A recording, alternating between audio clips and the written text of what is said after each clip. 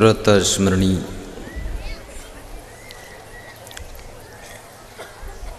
परम पूज्य सद्गुरु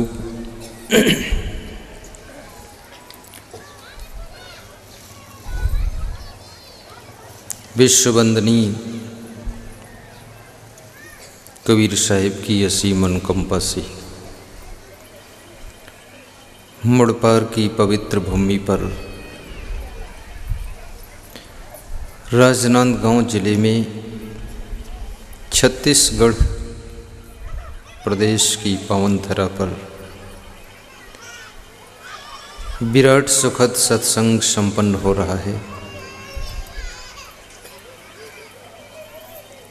पूज्य गुरुदेव श्री क्षमादेव जी के चरणों का आशीष लेकर सत्संग का शुभारंभ करने जा रहा हूँ।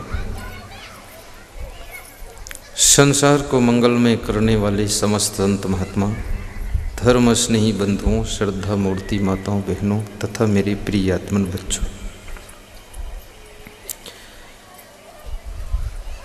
आज बड़ी प्रसन्नता की बात है। जनता जनार्दन का दर्शन करके सभी के मन में खुशियां दुगनी हो रही है। मुड़पार के भक्त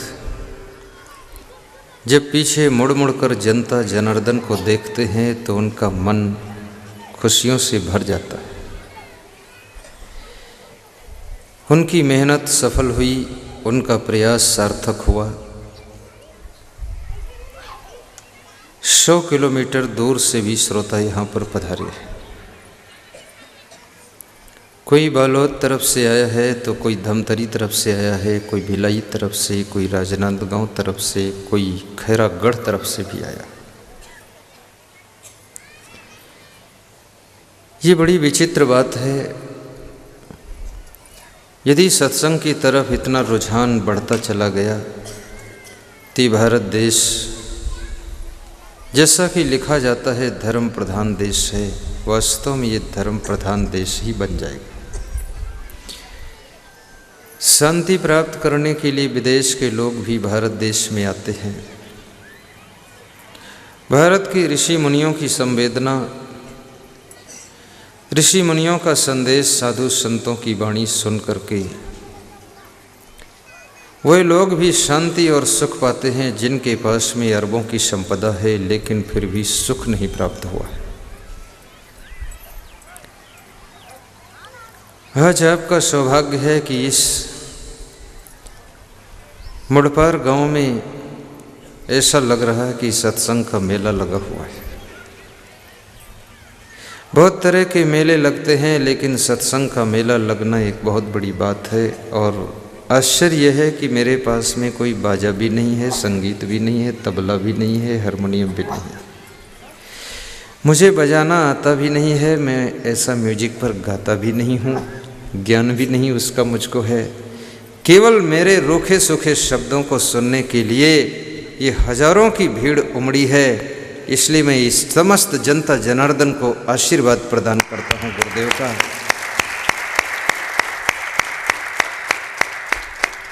इस सत्संग के पुण्य प्रताप से आपकी एक एक शुभ मनोकामनाएं पूरी हों, ऐसा मैं अपने गुरुदेव से आशीष मांगता हूँ।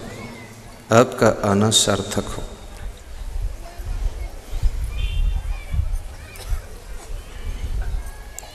सद्गुरु कबीर साहिब से किसी ने प्रश्न पूछा है, संसार में वे कौन से लोग हैं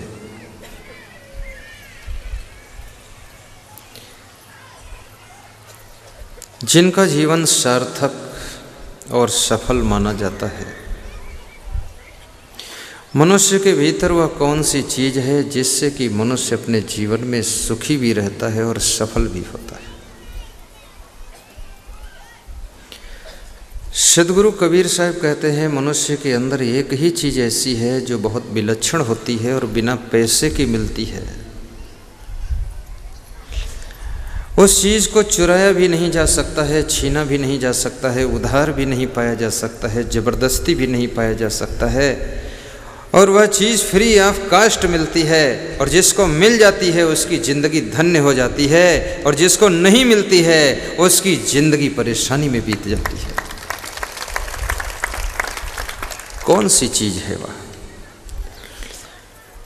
वह शहर शहर नहीं जिसमें गंदगी साफ करने के लिए नाली न हो। वह मकान मकान नहीं जिसमें अतिथि के लिए एक दो कमरा खाली न हो।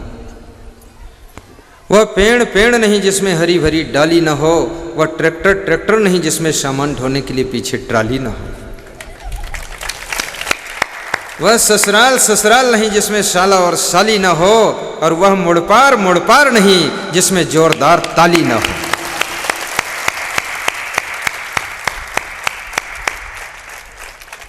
थोड़ा आज लास्ट दिन है, आज संभल कर बैठिए। संभल कर बैठना जलवा मोहब्बत देखने वालों, और तमाशा खुद न बन जाना तमाशा देखने वालों, तमाशा देखने वालों। आए थे दर पे तेरे सर झुकाने के लिए, तो हुआ क्या? अब सर उठता नहीं है वापस जाने के लिए, वापस जाने के लिए। तूने दर्द दिया है तो दवा भी तू ही दे।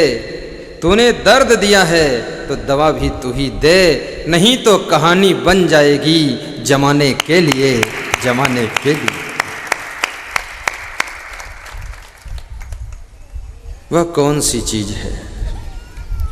कबीर साहब कहते हैं, मानुष तेरा गुण बड़ा मानस ना वही काज, हाण न होते आभरण त्वचा न बाजन बाज। ध्यान दीजिएगा, कबीर साहब की छोटी सी साखी मनुष्य की विवेक की आंखों को खोल देती है। जिस व्यक्ति ने स्कूल में एक क्लास भी पढ़ाई नहीं किया, स्कूल ज्वाइन ही नहीं किया, उस व्यक्ति की ज्ञान की बातों पर आज लोग पोस्ट ग्रेजुएट करने के बाद पीएचडी की डिग्री प्राप्त करते हैं। उस व्यक्ति की वाणी पर रिसर्च चल रहा है। सोचिए वो व्यक्ति कितना चमत्कारी कमाल का अवतारी पुरुष होगा जिसकी वाणी को लोग आज रिसर्च कर रहे हैं। अमेरिका के एक बहुत बड़े फिलॉसफर ने कहा है कि कबीर को आज तक भारत वालों ने इतना छिपा कर क्यों रखा। कबीर एक ऐसा व्यक्तित्व है जिसको पूरे विश्व की आवश्यकता है, जिसका ना कोई पंथ है ना कोई मजहब है, जो केवल मानव मात्र के लिए जिंदगी जिया था। उस महान संत का नाम सदगुरु कबीर साहब है।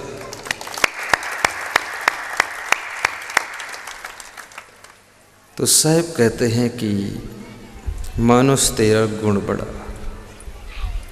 है, मानो तेरे गुणों की महिमा है। साहब कहते हैं कि हे इंसान, तेरे जीवन में तेरे गुणों की महिमा है। गुणों के कारण ही तेरी कीमत है, गुणों के कारण तेरा सम्मान है। जितना ज़्यादा तू गुणवान बनता चला जाएगा उतना ज़्यादा तेरी कीमत बढ़ती चली जाएगी।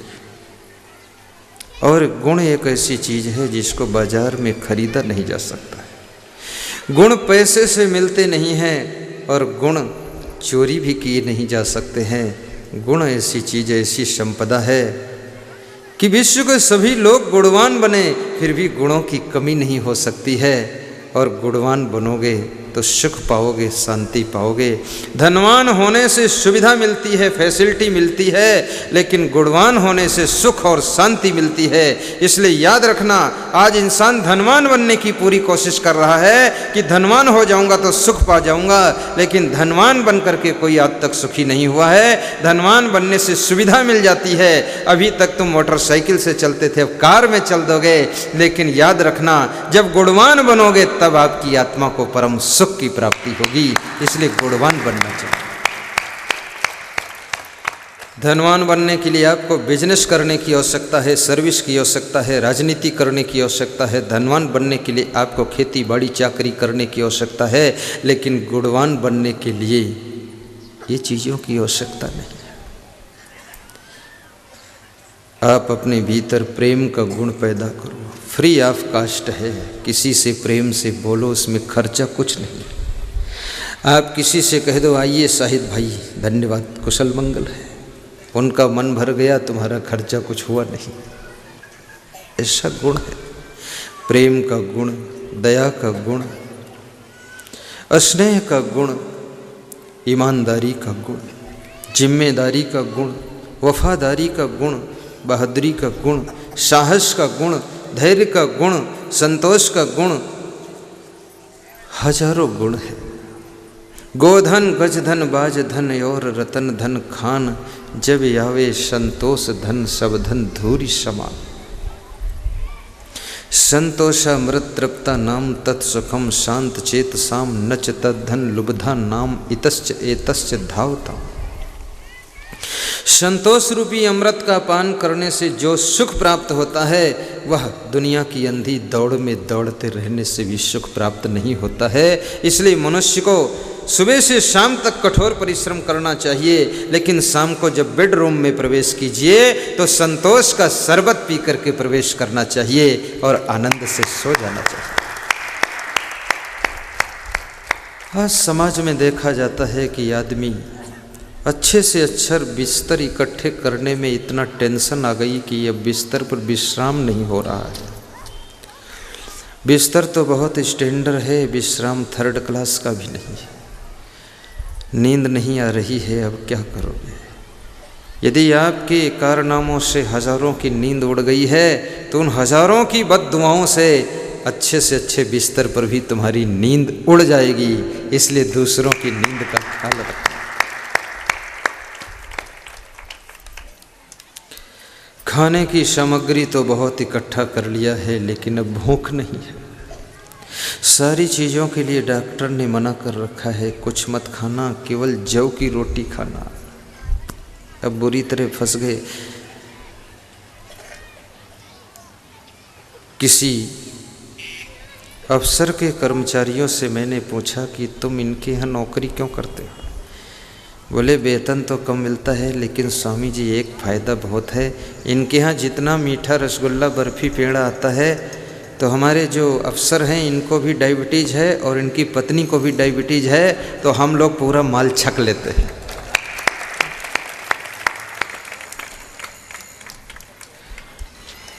प्रसन्न रहने का अभ्यास कीजिए।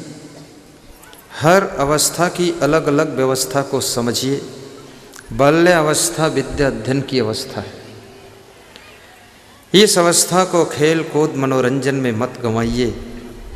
अगर बचपन बिगड़ गया तो जवानी संभलना बहुत कठिन हो जाएगा, और जवानी बिगड़ गई तो बुढ़ापा डिस्टर्ब हो जाएगा, और बुढ़ापे में अगर गलती हो गई तो मरण भी आपका डिस्टर्ब हो जाएगा। इसलिए हर अवस्था को संभालिए। दिवसे नयो तत्कुर्यात येन रात्रौ सुखम वसेत, अष्टमासेन तत्कुर्यात येन वर्षा सुखम वसेत, पूर्वे वयस तत्कुर्यात येन वृद्धा सुखम वसेत, यावत जीवेन तत्कुर्यात येन प्रेत्य सुखम वसेत। नीति शास्त्र में विदुर जी ने कहा है, महाराजा धीराज धृतराष्ट्र विदुर जी से पूछ रहे हैं कि हे विदुर जी, मनुष्य को कैसे रहना चाहिए और क्या करना चाहिए? धृतराष्ट्र पूछ रहे हैं। महलों में रहने वाले धृतराष्ट्र को ना तो नींद आती है न चैन है। झोपड़ी में रहने वाले विदुर जी को बुलाते हैं और पूछ रहे हैं कि विदुर जी कुछ ऐसा उपाय बताओ जिससे कि जीवन में सुख आए। महलों में अगर सुख होता तो राजा भर्तृहरि राजमहल छोड़ करके संत न बनते। महलों में अगर सुख होता तो महात्मा बुद्ध सब त्याग पत्र दे करके यशोधरा को छोड़कर संत न बनते। और भाइयों बहनों याद रखना, गोपी चंद जो राजा भर्तृहरि के भांजे थे, अगर राजकाज में सुख होता तो वो भी साधु न बनते। इसलिए याद रखना, महलों में सुख नहीं है लेकिन महलों की जरूरत है। तुम अच्छे से अच्छे कपड़े पहन लो और सोचो कि इसमें सुख मिल जाएगा, कपड़ों में भी सुख नहीं है। कपड़े तो मर्यादा को ढकने के लिए पहने जाते हैं और ढंग से इसलिए पहने जाते हैं ताकि काम करने में बाधा न पड़े, इसलिए कपड़े पहने जाते हैं। बाकी अगर कोई कपड़ों में सुख ढूंढ रहा है तो ये उसकी भूल है, कपड़ों में सुख नहीं है। दिन भर में 7 बार कपड़ा बदलो फिर भी सुख नहीं मिलेगा, और जिंदगी में एक बार अगर आपने लफड़ा बदल दिया तो जिंदगी भर सुख रहेगा। लफड़ा बदलने की आवश्यकता है। आज मनुष्य कपड़ा तो बहुत जल्दी बदलता है लेकिन लफड़ा तो बदलता ही नहीं। तरह तरह के नशा भी करता। मैं कभी कभी मनुष्य के बारे में सोचता हूँ तो मुझे बड़ा आश्चर्य भी होता है तो मनुष्य जरूर कलाकार, बड़ा चमत्कार है इसका। कितने क्वालिटी के इसने नशा रिसर्च किया है। थोड़ा कम नशे में रहना है इसको अगर, तो इसने छोटी सी बीड़ी की खोज किया है। बहुत बड़ा वैज्ञानिक है, बीड़ी बनाया है, सस्ती और छोटी सी। थोड़ा सा पी लो, हल्का नशा रहे। होश में लोग रहना ही नहीं चाहते, नशा में ही रहना चाहते। झूम झूम कर मधुप, झूम शराबी झूम होना चाहते। फिर थोड़ा सा और नशा स्टैंडर्ड चाहिए तो सिगरेट की खोज किया है, सिगार की खोज किया है, अफीम की खोज किया, चरस की खोज किया, गांजा की खोज किया, भांग की खोज किया।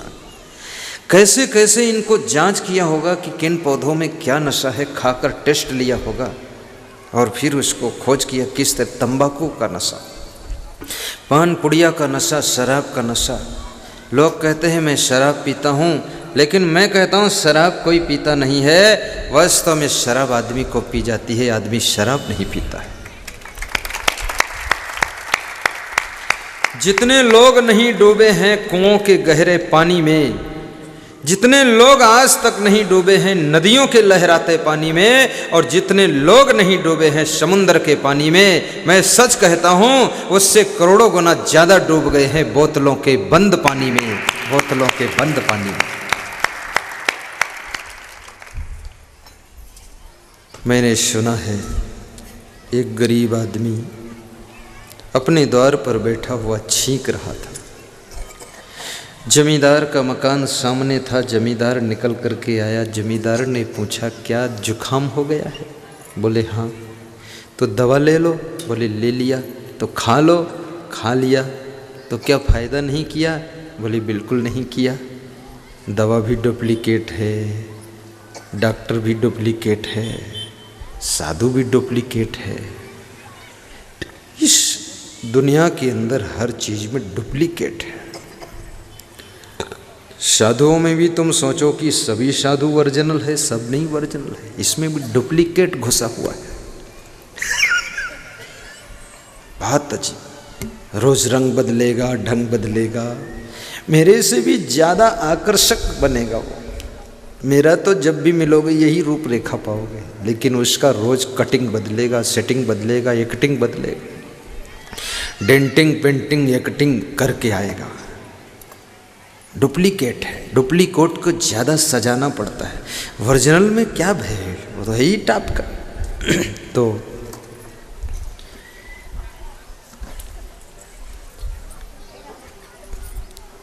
जमींदार ने कहा मैं एक ऐसी दवा बताऊं जिससे तुम्हारा जुखाम जड़ से चला जाएगा। बोले बता दो। तो कहा शाम को थोड़ी सी शराब पी लो, जुखाम जड़ से चला जाएगा। आज बहुत लोग खुशी होंगे कि आज से हम भी शुरू करेंगे।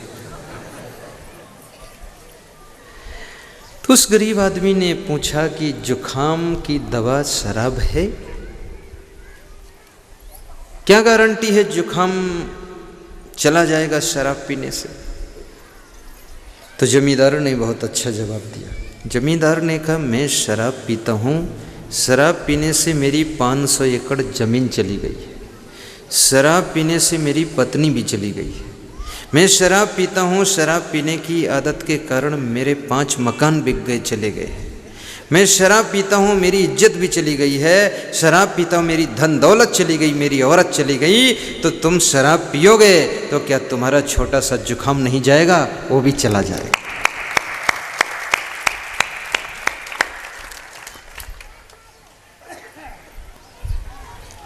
ऐसी भूल मत करना। शराब पीने से जुखाम तो नहीं जाएगा, लेकिन धन दौलत, जमीन जगह, संपत्ति सब चली जाएगी।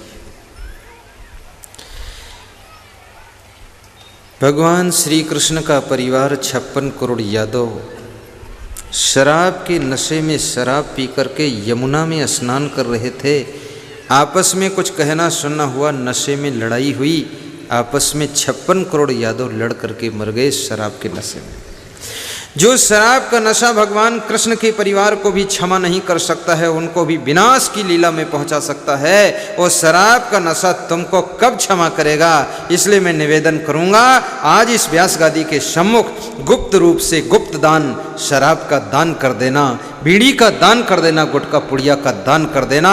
सब दानों से श्रेष्ठ दान, सब दानों से महादान बुराइयों का दान है, आदतों का दान है। ये दान कर दो तो तुम नादान नहीं रहोगे, फिर तुम दानेदार हो जाओगे और तुम्हारा कल्याण हो जाएगा। सबके गुणों को देखना बहुत कठिन है।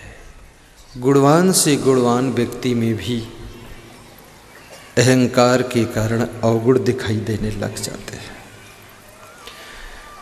स्वयं की गलतियां अभिमान के कारण दिखाई नहीं देती। किसी गुरु ने किसी गांव के एक व्यक्ति को शिष्य बनाया। वो शिष्य बन करके 1 वर्ष तक गुरु के पास रहा। गुरु खुश हो गए। गुरु ने खुश होकर के उसको एक दिव्य ज्ञान का डंडा दे दिया और कहा, बेटा मैं तेरी सेवा से खुश हूं, ये डंडा ले जाओ। तो उस शिष्य ने कहा, गुरुदेव इस डंडा से क्या होगा? बोले, ये बहुत करिश्मेदार डंडा है, जिसके सामने कर दोगे उसकी सभी बुराइयां दिखाई देने लग जाए। तो शिष्य बड़ा खुश हुआ। तो उसने कहा, शिष्य ने, कि गुरुदेव पहले मैं आपके ही सामने कर देता हूं, आपकी बुराइयां देखता हूं कितनी है। गुरु सोच में पड़ गया कि इसने तो मेरा ही औजार मेरे पर यूज कर दिया। गुरु ने कहा, कोई बात नहीं, देख लो। गुरु के सामने किया। छोटे छोटे मच्छरों जैसी छोटी छोटी बुराइयां रेंगती हुई गुरु के भीतर दिखाई देने लगी। शिष्य ने कहा, गुरुदेव आपके अंदर भी छोटी छोटी बुराइयां हैं, मैंने आपको गुरु बना लिया, मैं तो धोखा खा गया। तो गुरु ने कहा, जरा ये डंडा एक बार अपनी तरफ करके देखो। तो शिष्य ने अपनी तरफ किया तो उसके भीतर बड़े बड़े भयंकर जहरीले सांप रेंग रहे थे, शेर बाघ घूम रहे थे। गुरु ने कहा, बस इतना ही फर्क है, तेरे अंदर शेर बाघ सांप जैसी बुराइयां हैं और मेरे भीतर भी ऐसी ही थी, पर साधना करते करते अब मच्छर जैसी बची है, ये भी खत्म हो जाएंगी, मेरा बेड़ा पार हो जाएगा।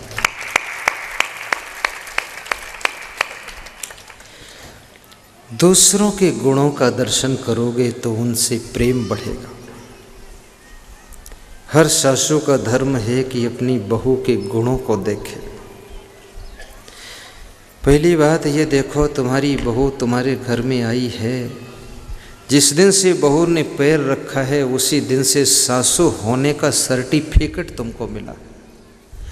अगर बहू न होती तो तुम सासू न बनती। तुमको सासू बनाने वाली बहू है, सासू का लाइसेंस देने वाली बहू है, और जो इतनी बड़ी डिग्री देने वाली बहू है उसको संभाल के रखना, अन्यथा अपनी डिग्री वापस भी ले सकती है। कितनी बहुओं ने वापस ले लिया डिग्री। कौन कहे सासू? भक्त ना होता तो भगवान कौन कहता, शिष्य न होता तो गुरुदेव कौन कहता, और बहू न होती तो सासू कौन मानता, और पुत्र न होता तुम्हें बाप कौन कहता। इसलिए पुत्र का भी ख्याल रखना।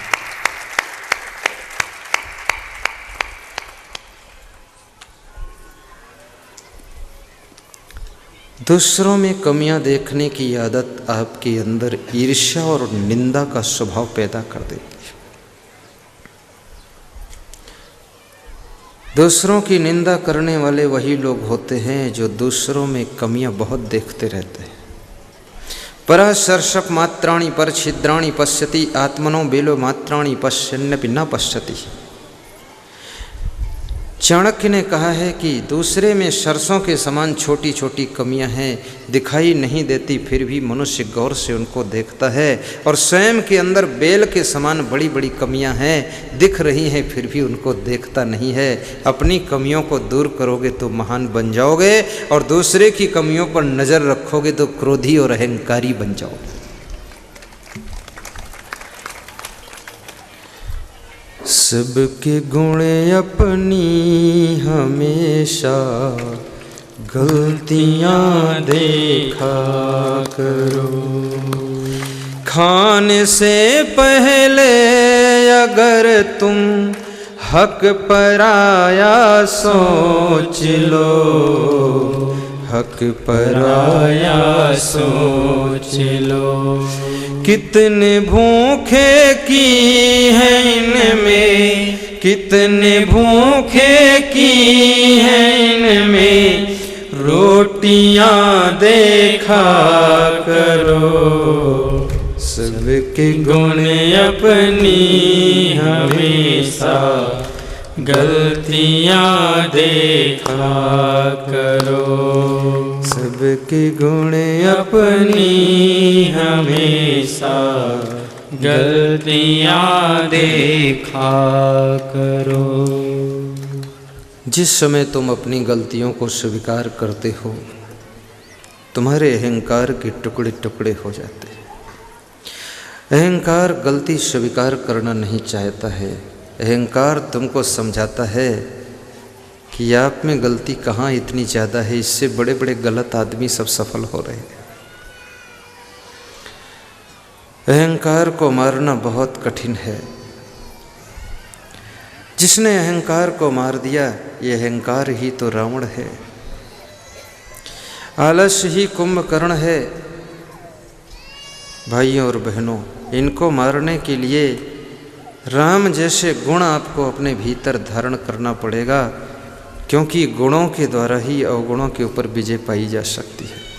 ये राम रावण का युद्ध नहीं है। राम यानी गुण और रावण यानी अवगुण। ये गुण और अवगुण का युद्ध है। अगर अवगुणों को जीतना चाहते हो तो आपको राम जैसे गुण अपने भीतर पैदा करना पड़ेगा, तब अहंकार रूपी रावण को मार सको।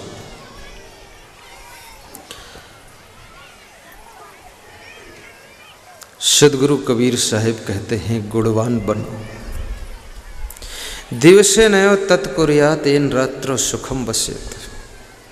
विदुर जी समझा रहे हैं कि दिन में वह काम पूरा कर लो जिससे कि रात को आराम से सो सको, रात्रि सुख से बीत सके। दिन में ऐसे कार्य मत करो जिससे कि रात भर बेचैन रहो। विदुर जी समझा रहे हैं। और गर्मी और सर्दी के 8 महीनों में वह सब कार्य पूर्ण कर लो जिससे कि वर्षा के 4 महीने आराम से बिता सको। 8 महीनों में छत का प्रबंध कर लो जिससे कि बरसात होने लगे तो 4 महीने वर्षा ऋतु में छत के नीचे आराम से बैठ सको। अष्टमासेन तत्कुर्यात एन वर्षा सुखम बसेत। पूर्वे वयस तत्कुर्यात एन वृद्धा सुखम बसेत। और बचपन की अवस्था में, जवानी अवस्था में उन सब कार्यों को पूर्ण कीजिए जिससे कि वृद्धा अवस्था सुख से बिता सको। ज़्यादातर लोगों की वृद्धावस्था भार रूप हो जाती है, बोझा हो जाती है। बुढ़ापा में पहुंचने पर आदमी सोचने लगता है कि अब मर जाऊं तो अच्छा है। वृद्धावस्था एक लाचार अवस्था है, पराधीन अवस्था है। लेकिन बचपन और जवानी में ऐसी व्यवस्था बना लो कि वृद्धावस्था में भी आपको तकलीफ ना हो। कुछ लोगों को जोड़ करके रखिए, कुछ लोगों को मोड़ करके रखिए, और कुछ लोगों से इतना स्नेह बना कर रहिए।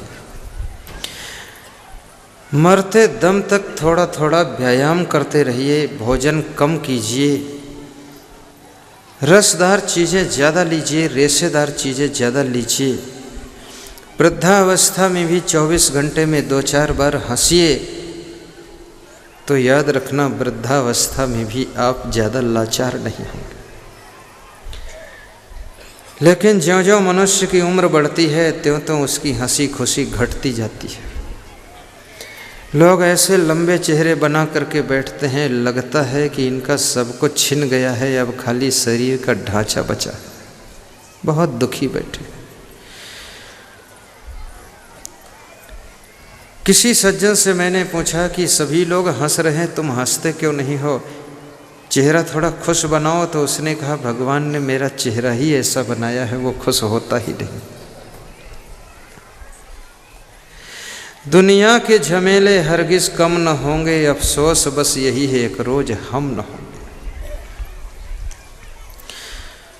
राजनैतिक चुनाव लड़िए, मेहनत कीजिए और चुनाव जीत जाइए तो ज़्यादा खुशियाँ बाहर प्रकट मत कीजिए, क्योंकि जितना ज़्यादा बाहर तुम बवंडर करोगे तो जो चुनाव हार गया है उसको उतना ज़्यादा चोट लगेगी, घायल होगा। फिर जब कभी वो जीतेगा और तुम हारोगे तो पूरा दुगना वो तूफान मचा के बदला लेगा। इसलिए कभी ऐसा गलती मत कीजिए। और दूसरी बात को याद रखना, यदि चुनाव हार जाओ तो प्रसन्न हो जाना कि 5 साल लफड़ा से छुट्टी मिली, चलो शांति से रहेगी, और 5 साल फिर प्रेम से जोड़ेंगे लोगों। हार को गले का हार समझ करके स्वीकार कर लो, और जीत है तो जीत का अहंकार न करो, अन्यथा जीत अहंकार में अगर बदल जाती है तो अहंकार यमलोक पहुंचा देता है, और हार तुम्हारे अहंकार को तोड़ देती है तो हार हरि से मिला देती है, और जीत का अहंकार जमपुरी पहुंचा देता है।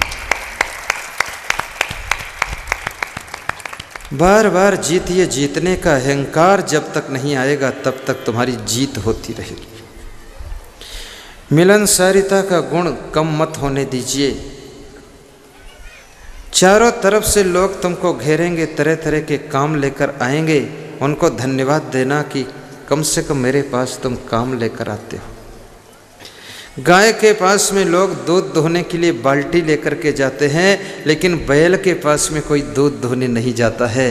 भाइयों बहनों, तुम इस लायक हो इसलिए तुम्हारे पास में लोग काम ले करके आते हैं। अगर इस लायक ना होते तो रिक्शा चलाते होते, तुम्हारे पास कोई काम लेकर ना आता।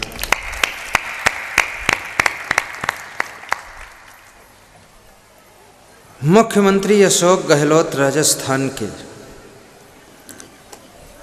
उनसे मेरा मिलन हुआ तो हमारे संतों को बहुत गौर से देख रहे थे। एक बार मेरी ओर देखा, फिर सब संतों को देख रहे थे। 15-20 महात्मा पगड़ियाँ बांधे बैठे। तो उन्होंने मुझसे कहा गुरुदेव मेरे राजस्थान में 20 आश्रम बनाओ और ये महात्माओं को आश्रम में बिठाओ और सत्संग करें, मेरा राजस्थान अच्छा हो जाएगा। मैंने कहा आपने संतों की सेवा बहुत किया है। बोले हम सेवा करने लायक हैं इसलिए हमको करना चाहिए। गुरुदेव हम मुख्यमंत्री हैं तो हमको कुछ न कुछ तो करना ही चाहिए। अगर हम मूर्ख मंत्री होते तो हम क्यों करते, हम मुख्यमंत्री हैं। हमारे पास में लोग आते हैं दर्शन करने के लिए, बहुत भीड़ लगती है। 1 मिनट के लिए अगर मैं कहीं निकलूं तो 50 लोग फिर घेर लेते हैं, लेकिन मैं नाराज नहीं होता हूँ, मैं फिर रुक जाता हूँ। फिर वहाँ से आगे बढ़ा, फिर घेर लेते, फिर घेर लेते, फिर घेर लेते।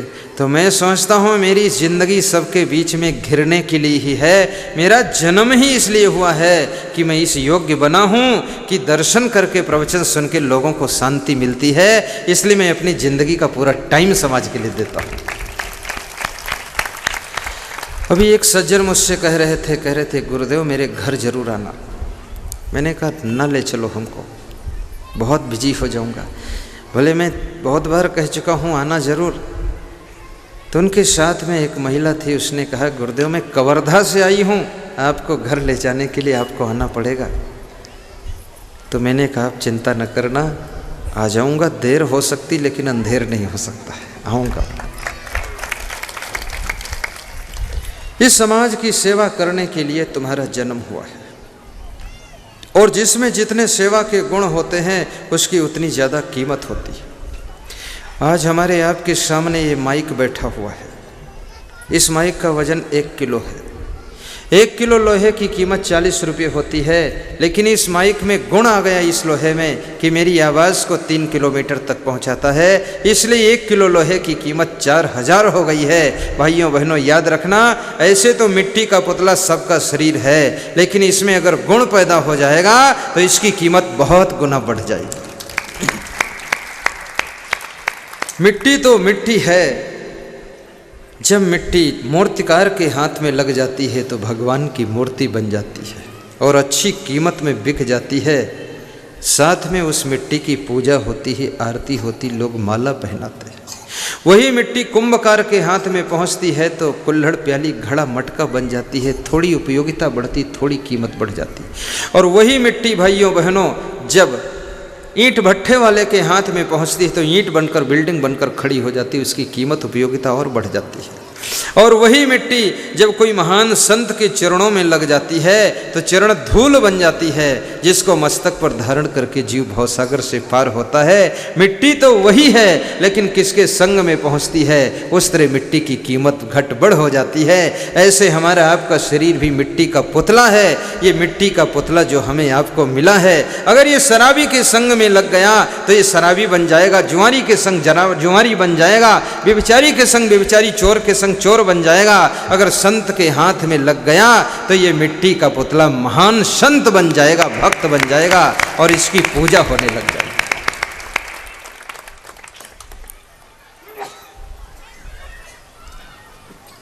आज बहुत आनंद की बात है।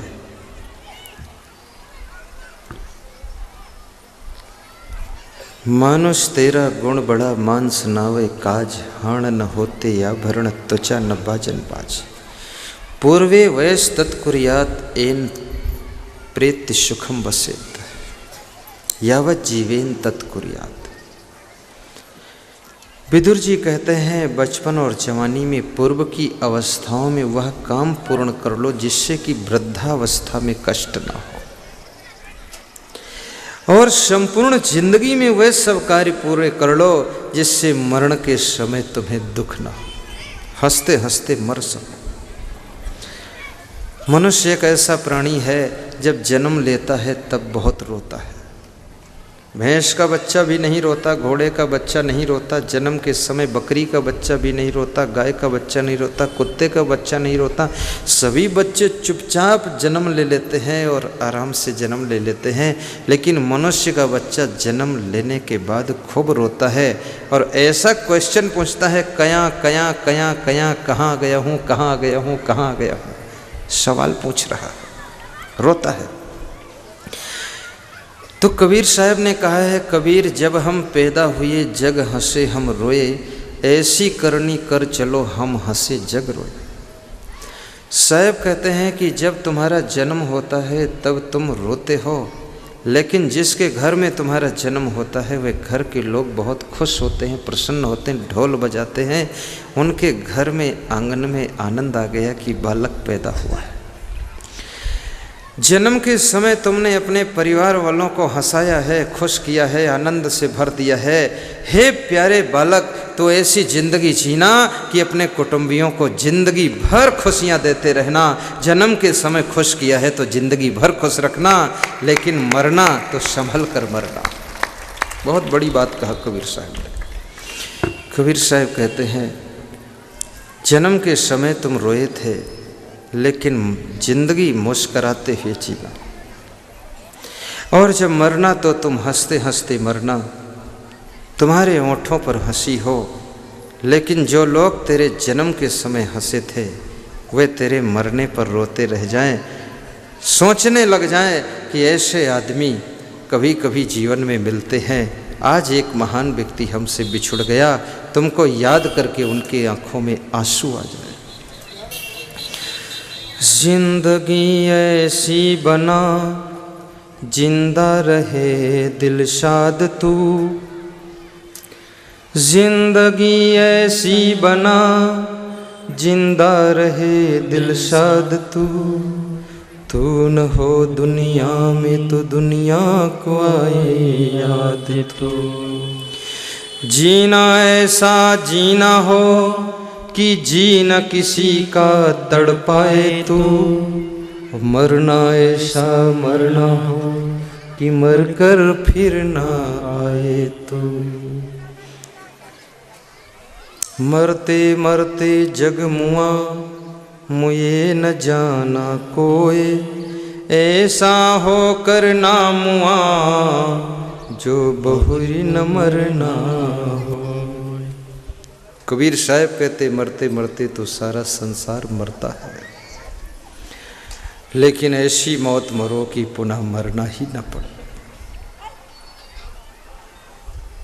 तुम्हारा मोक्ष हो जाए, तुम्हारी आत्मा का उद्धार हो जाए, ऐसी मौत मरना।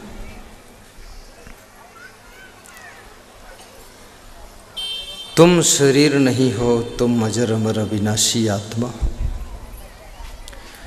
शरीर की मौत बहुत बार हो चुकी है, शरीर के मरने से भी तुम मरते नहीं हो। ये शरीर तो एक साधन है, तुम इसके साक्षी हो, दृष्टा हो। आज मुड़पार में तुम्हारा जन्म हुआ है, कल मृत्यु होगी तो पास में सुरगी गांव में जन्म हो सकता है। इसलिए मैं निवेदन करूंगा,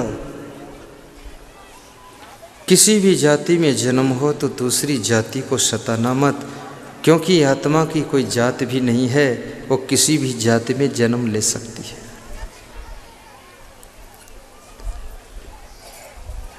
और ये भी याद रखना, इस आत्मा का कोई पंथ भी नहीं है, इस आत्मा का कोई निर्धारित गांव भी नहीं है। शरीर मरण धर्म है, आत्मा अजर अमर अविनाशी है।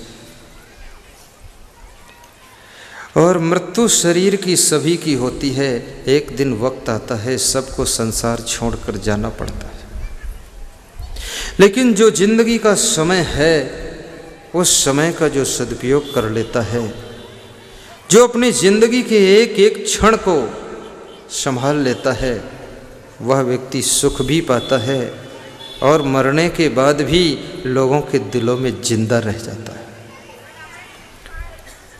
इंसान की खुशबू रहती है, इंसान बदलते रहते हैं। इंसान की खुशबू रहती है, इंसान बदलते रहते हैं। इंसान की खुशबू रहती है, इंसान बदलते रहते हैं। दरबार लगा रह जाता है, सुल्तान बदलते रहते हैं। दरबार लगा रह जाता है, सुल्तान बदलते रहते हैं। इंसान की खुशबू रहती है। कौन गाए? तुम गाओ। इंसान की खुशबू रहती है, इंसान बदलते रहते हैं। इंसान की खुशबू रहती है, इंसान बदलते रहते हैं। दरबार लगा रह जाता है, सुल्तान बदलते रहते हैं। दरबार लगा रह जाता है, सुल्तान बदलते रहते हैं। दरबार लगा रह जाता है, सुल्तान बदलते रहते हैं।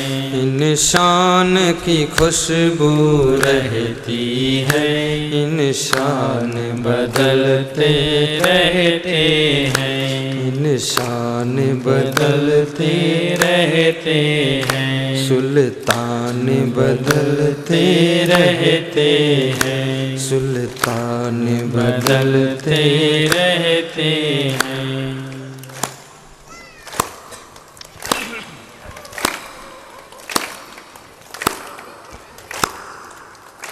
बस ऐसा केवल मुड़पार में हुआ है, कभी हुआ ही नहीं है। मुड़पार की यादें साथ में जाएंगी कि गाना बंद हो गया फिर भी ताली बज रही है, और जब गाना बंद हुआ और ताली बज रही है तो और ज्यादा लोग खुश होकर बजा रहे हैं।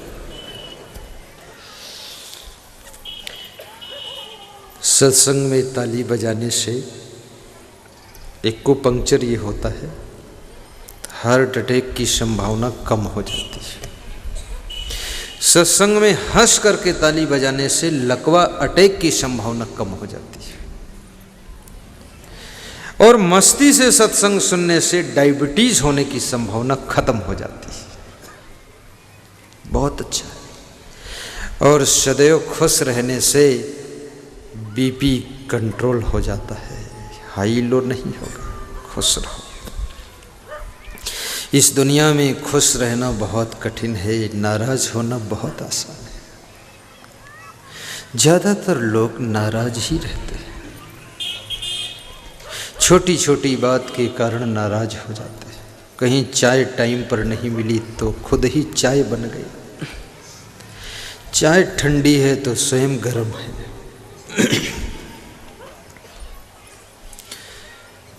कभी दाल में नमक कम है तो डिस्टर्ब बहुत हो, फिर खुद ही इतने नमकीन हो गए कि अब किसी को पास में बैठना मुश्किल है।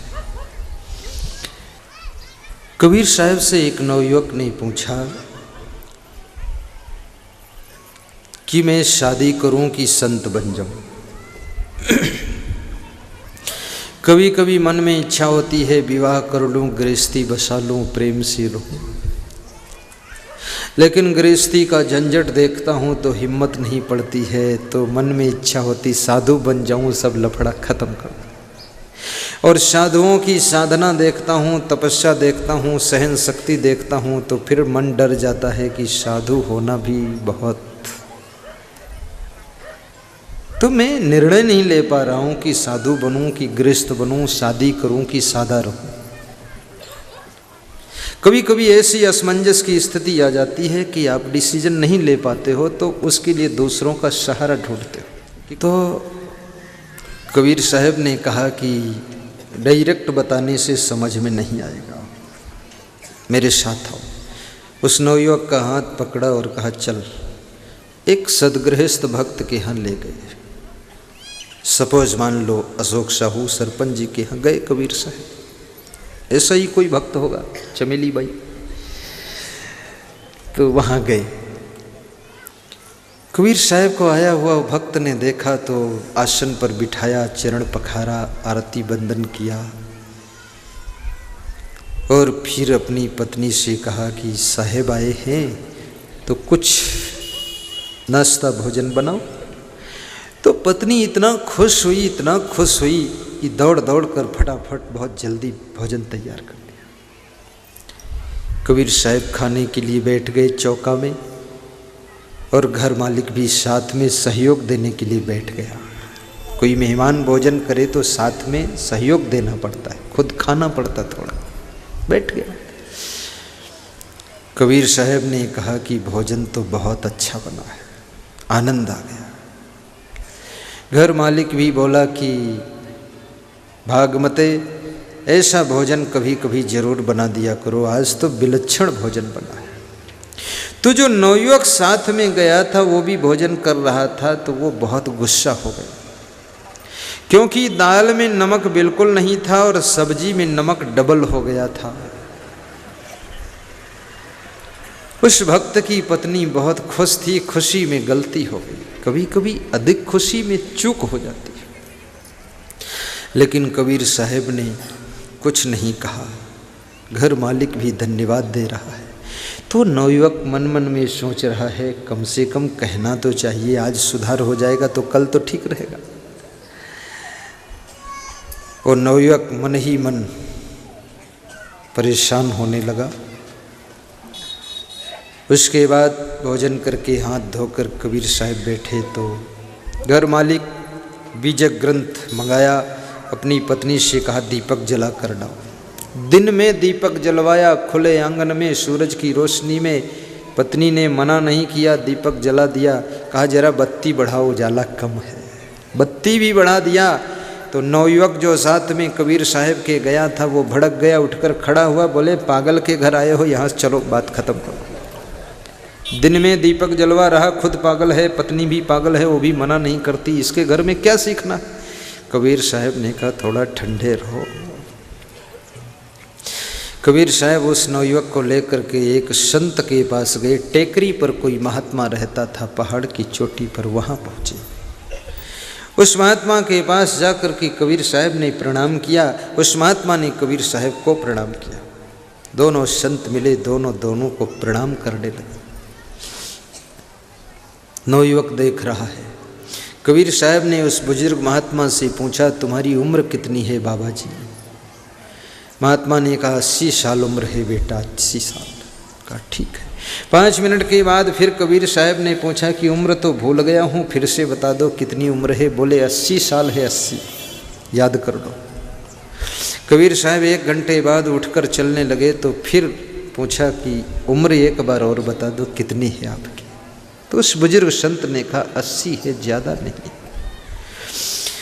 कबीर साहब वहाँ से चल दिए। 1 किलोमीटर गए और 1 किलोमीटर से वापस फिर लौटे और लौट कर आए। नवयुवक साथ में है। फिर पूछा उस महात्मा से कि बाबा उम्र भूल गई, फिर से बता दो कितनी उम्र है। तो उस बाबा ने कहा 80 है, 80 है, ज़्यादा नहीं है।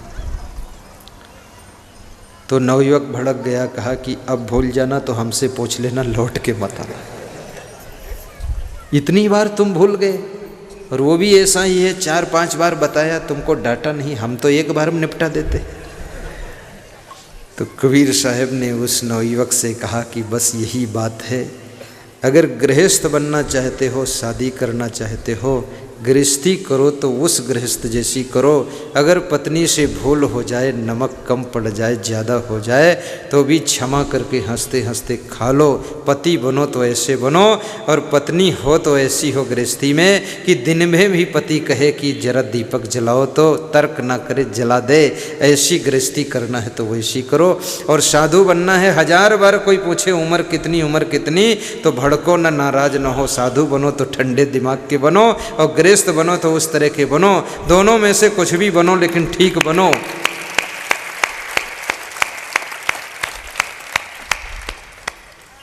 तो उस नवयुवक ने कहा कि हम तो दोनों नहीं बन पाएंगे क्योंकि मेरे गुस्सा बहुत आता है। कितने लोगों के स्वभाव में क्रोध बहुत होता है, गुस्सा।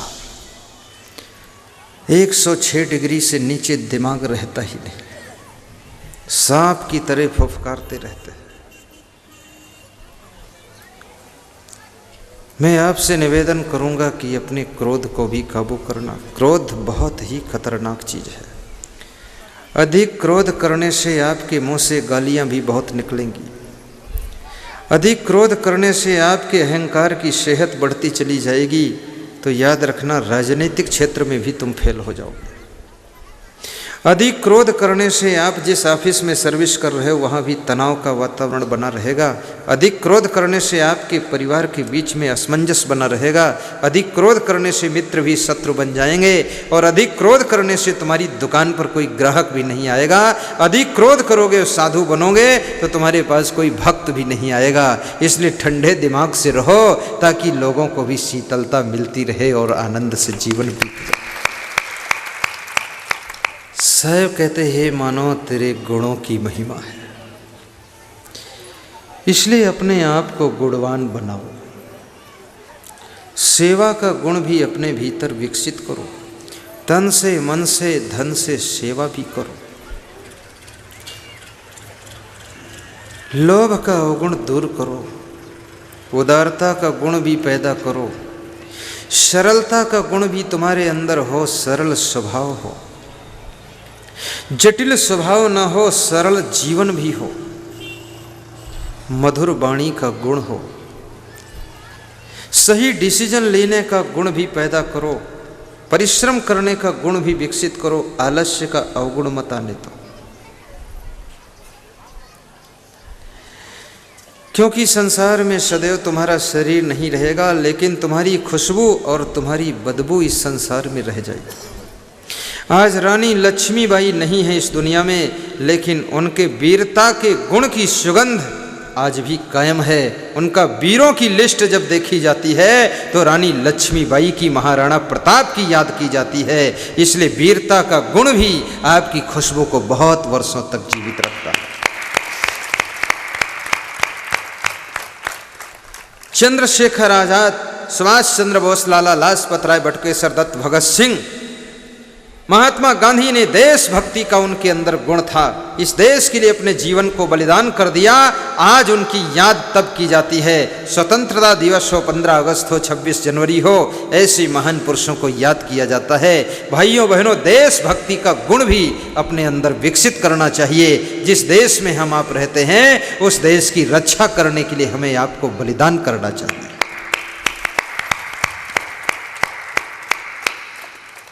देशभक्ति का गुण हो।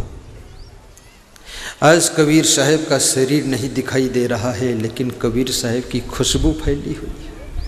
शायद जब कबीर साहब थे तब इतनी खुशबू नहीं ज़्यादा फैल पाई होगी, अब और ज़्यादा फैल रही है।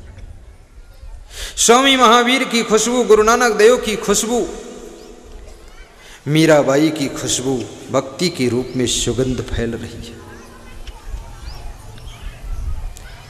आपके अंदर वीरता का भी गुण हो, धीरता का गुण हो, भक्ति का गुण हो, वैराग्य का गुण हो, संतत्व का गुण हो, सरलता का गुण हो, सभ्यता का गुण हो, मिलनसारिता का गुण हो, व्यवहार कुशलता का गुण हो, विनम्रता का गुण हो। किसी को हाथ जोड़कर प्रणाम करने में संकोच न लगे, नमस्कार करो। ये गुण ही तुमको आगे बढ़ाते हैं। महाराज श्री राम वनवास में जाते हैं, वहाँ उनके पास न धन है, न दौलत है, न फैक्ट्री है, न कारखाना है, न कोई सिंहासन है, न राजपाट है, जंगल है। लेकिन जंगल में भी अपने अच्छे अच्छे गुणों के प्रभाव से उनके लिए जंगल में भी मंगल है। उनके गुणों के प्रभाव के कारण जंगलवासी रामा दल बना लेते हैं। रावण में अवगुण है तो उसका भाई विभीषण भी रावण से टूटकर अलग हो जाता है। अवगुण भाई को भी दुश्मन बना देता है, और आपका गुण भालू, बंदर, रीछ, बानर को भी आपका दोस्त बना देता है। इसलिए मैं कहूँगा कि गुणवान बनो। गुणवान बनोगे तो आपके पीछे काफिला चलेगा, और अवगुणी बनोगे तो आप अकेले रह जाओगे, बीच बाजार में मारे जाओगे। गुणवान बनो।